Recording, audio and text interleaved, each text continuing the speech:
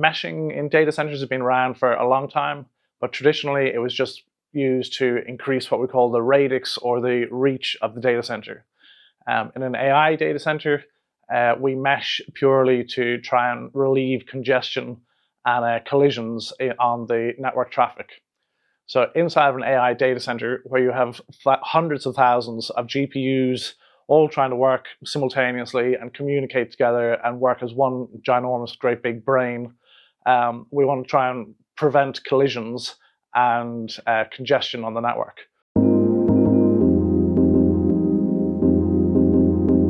So fundamentally what meshing does, it takes a single port and will split the traffic for a single port across 4 separate ports on the far end of the link. So if you take data transmission in an AI network, it's generally at 400 gig, 800 gig, or 1.6 terabits per port, with 1.6 being very, very new, very large data centers. So a 400 gig transmission port is generally what we call a DR4 transceiver. And a DR4 transceiver uses an MPO8 connector, which has 8 fibers, which are 4 lanes of transmit and receive. So each of the 4 lanes has a transmit and receive, so 2 fibers, and goes down to the far end of the link.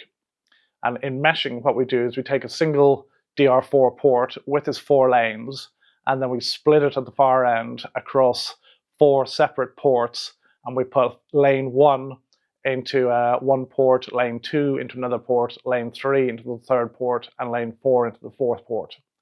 So what we end up with is 4 ports on end A, each with 4 lanes, and then 4 ports on end B of the link, where we transmit lane 1 from each of the 4 ports on end A, go to the first MPO on end B, and then the lane 2 from each of the 4 MPOs will go to the second MPO on the far end. Then lane 3 from the 4 MPOs on end A will go to the third MPO, and lane 4, the 4 lane 4s will go to MPO number 4 on the far end. So what it does, it just takes each of those 4 ports on the A end and splits them across 4 different ports on the other end.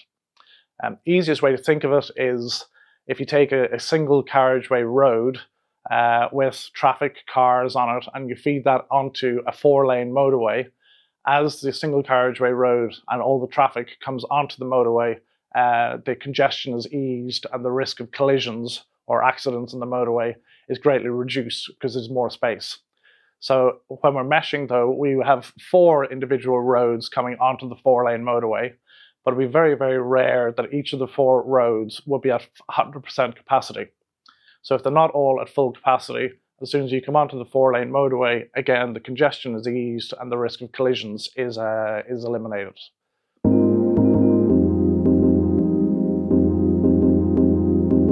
So how do we mesh?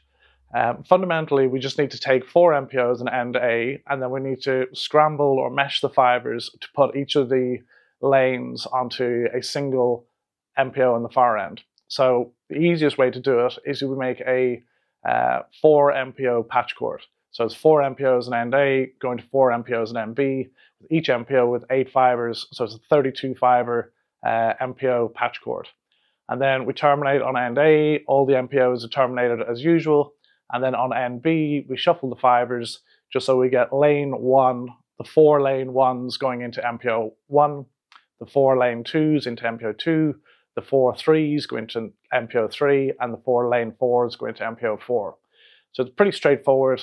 It's just an extra process in the factory which we terminate, and then you plug it in as normal in the data center. The second way you can do it is what we call an MPO shuffle cassette or shuffle panel or mesh panel. Here you have 4 MPOs going into the panel as inputs. You do the mesh inside of the panel, and then you have 4 MPOs coming out on the output.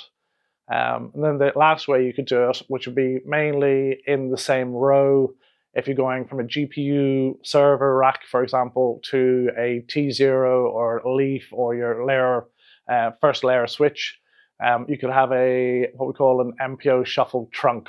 So the trunk could be any multiple of 32 fibers, so it could be 32, 64, 128, 256.